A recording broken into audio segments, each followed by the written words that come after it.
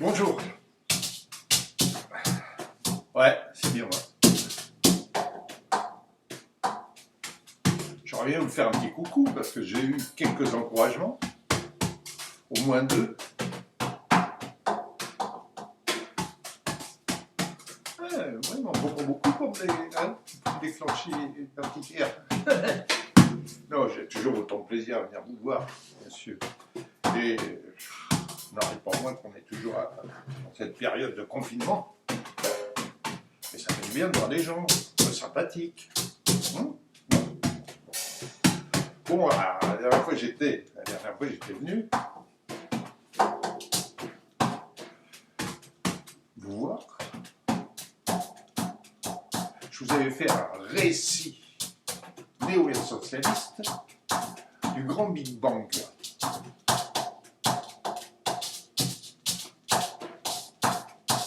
Oh, c'est blanc qui est là.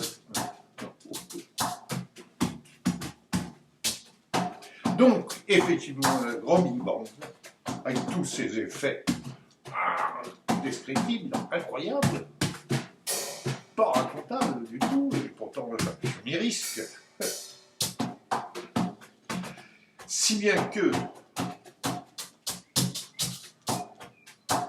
en relativité, E égale MC2,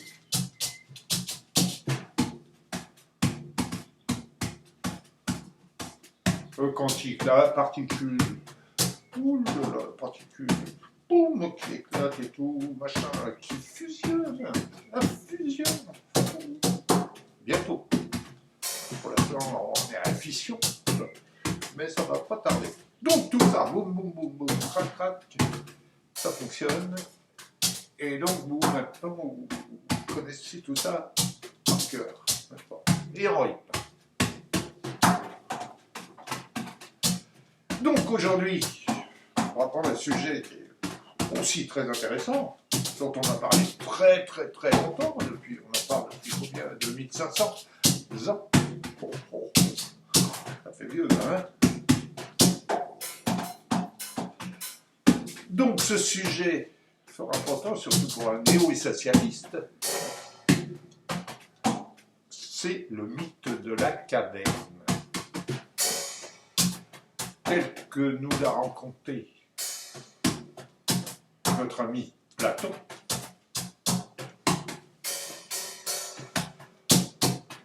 polémique autour de nombreuses libations qui font que, effectivement, Socrate, en pleine forme, nous sort ce mythe de la caverne.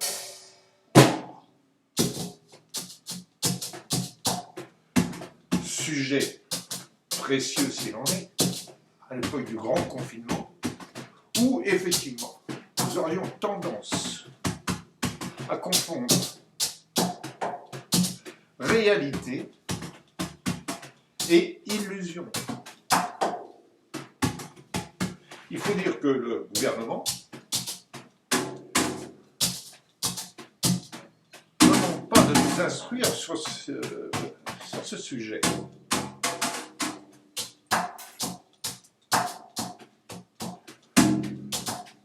Effet d'annonce. Vous voyez le terme, effet d'annonce.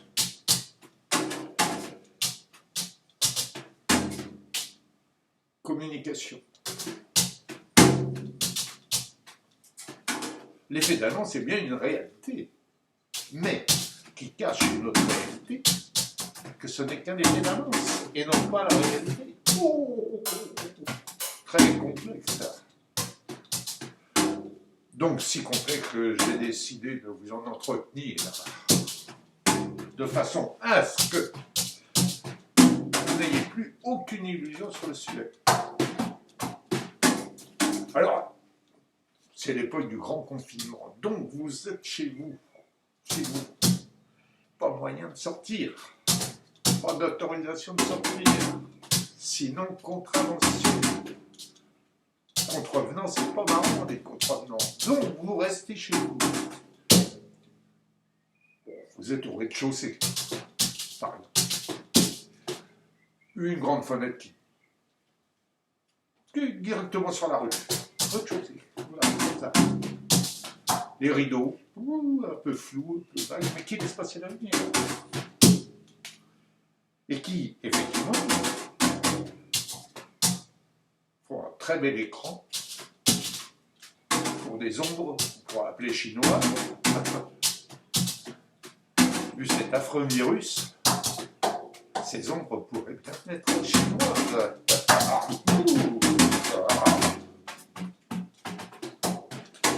Donc, si bien que Socrate, on a décidé ainsi, il se pourrait que ces ombres, telles que vous les voyez,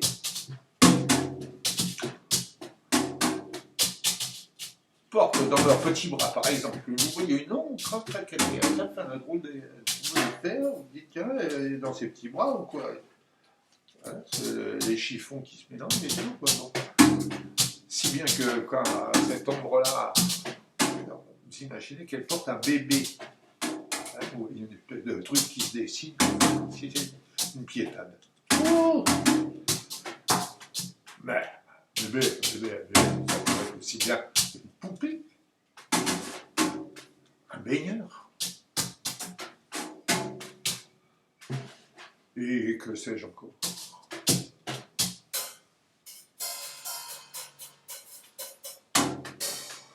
Oh, ça donne à réfléchir tout ça. Alors vous, voilà, vous racontez, votre femme qui est à temps de prendre son bain et tout, voilà, frappe à la porte, je peux entrer, machin, ouais. Et donc, Gertrude, il faut que je te dise, là, j'ai vu passer des gens dans la fenêtre et il y avait une maman qui portait son fils. Ça sent déjà un peu vous avez imaginé ça, mais dans ses bras, un bébé dans ses bras, c'était son fils. Ouais, déjà son fils, c'est pas sûr. Bébé, sûrement plus. Je vous disais, c'était une poupée meilleure. Donc, si bien que vous racontez à votre femme, à Gertrude, cet événement qui vous a fait bouger, qui vous aurait même fait déplacer jusqu'à aller peut-être ouvrir la porte pour constater, mais vous ne l'avez pas fait. Donc vous continuez sur cette histoire, et donc votre femme, maintenant, connaît l'histoire de cette femme qui est passée comme une ombre chinoise devant votre fenêtre, et qui peut-être sur des autres bébé. Chose qui, en fait, si vous aviez été dehors,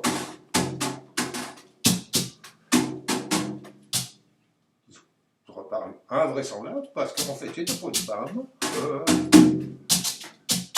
elle tenait pas de bébé, simplement, elle avait un sac à main, et ça faisait quelque chose qui faisait qu'on confondait tous les volumes et donc tout ça était illisible quasiment pour vous, la réalité étant que effectivement c'était pas ça du tout, c'était un flic qui passait avec tout son attirail machin et on aurait dit qu'effectivement il était un peu courbé dans un geste affectueux. Là aussi affectueux, un geste affectueux, un flic c'est pas certain. Hein. Bon déjà que la réalité c'est pas facile, le monde de l'illusion, donc grand confinement, caverne. Fait d'annonce, effet d'annonce permanent, mensonge d'État, dissimulé par des effets d'annonce, ça donne à réfléchir. Quel monde vivons-nous? Cette perception, les choses ne sont pas réductibles à la définition qu'on en a, à l'appréhension qu'on en a, à la perception qu'on en a, donc irréductible, si bien que Socrate nous a fait tout un cinéma. Il aurait suffi effectivement d'une petite définition. Les choses ne sont pas réductibles à l'appréhension qu'on en a, à la définition qu'on en fait. Et voilà, on s'évitait quelques centaines de pages sur ce putain de mythe de la caverne. Ah oui, j'ai fait du bon boulot là.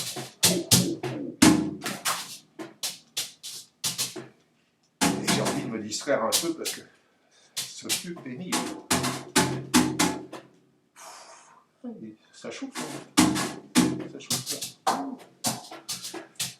Alors je vais vous chanter une petite chanson parce que il faut d'abord que je fasse part de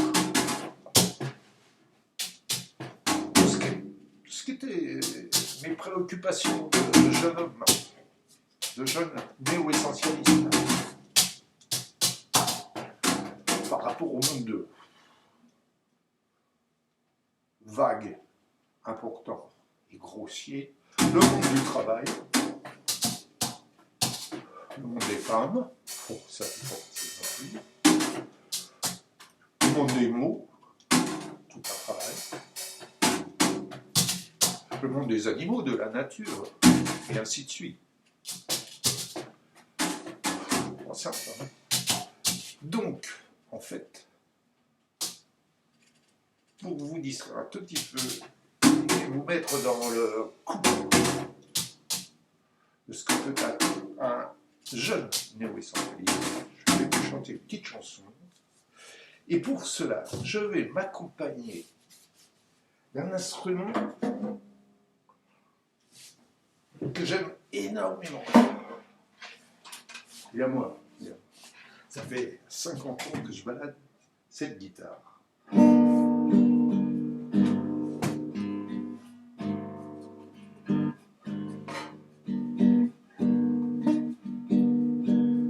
Je ne sais toujours pas m'en servir. Parce que moi, si je l'aime beaucoup, cette guitare, eh bien, elle m'aime pas du tout. Donc, caresse coincée, moi, jamais un mot, jamais une petite musique pour me réveiller, jamais rien. Mais, je conserve l'espoir qu'un jour, elle me parle. Donc, je vais la tripoter un peu pour vous chanter ce petit poème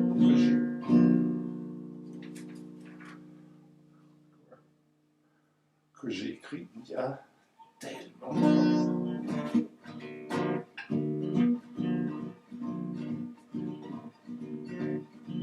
Quand je rencontre une bergère, je lui refile mes moutons. Elle me tricote la laine et moi je fais ronron.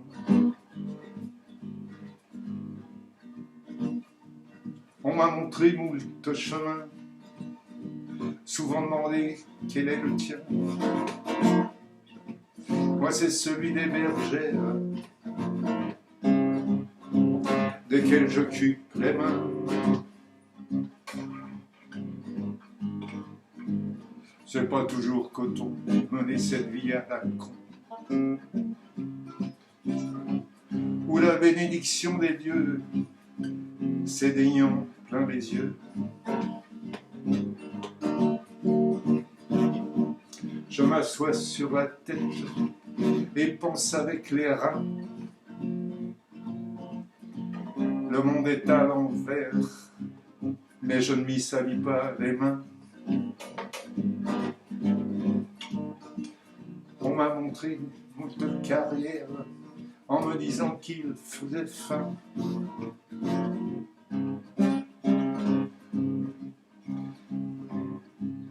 Moi je me suis dit qu'avec la meunière, ce serait facile de mélanger nos grains. Il y en a pour aller se balader, qui font des pieds et des mains. Moi je me tape la garde barrière et elle m'arrête le train.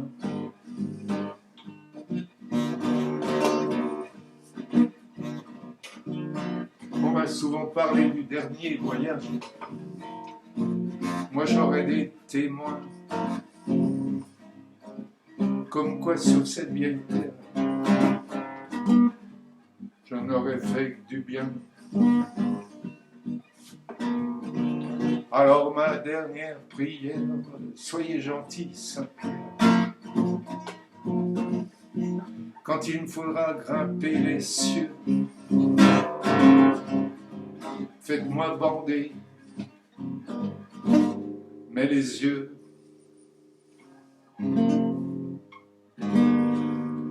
Bah, c'était pas facile, hein. C'était pas facile du tout. Je suis arrivé à la fin, vous avez bien de la chance. Ça va être beaucoup plus long, parce que j'en ai écrit des textes comme ça, beaucoup plus longs. Peut-être que même je vais revenir vous en chanter quelques-uns. Faites bien attention à nous. Il pourrait bien que je revienne. Aïe, aïe, aïe, aïe, aïe. En attendant, j'étais ravi de vous voir. Et donc à la prochaine.